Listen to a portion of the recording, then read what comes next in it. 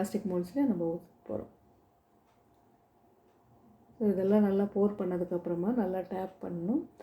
Tape பண்ணிவிட்டு ஃப்ரிட்ஜில் ஒரு 1 hour to 2 hours வைக்கணும்.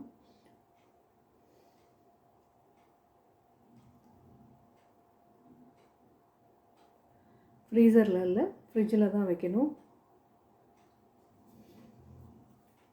ஒரு 1 hour வச்சுட்டு இப்போ 1 hour ஆயிடுச்சு.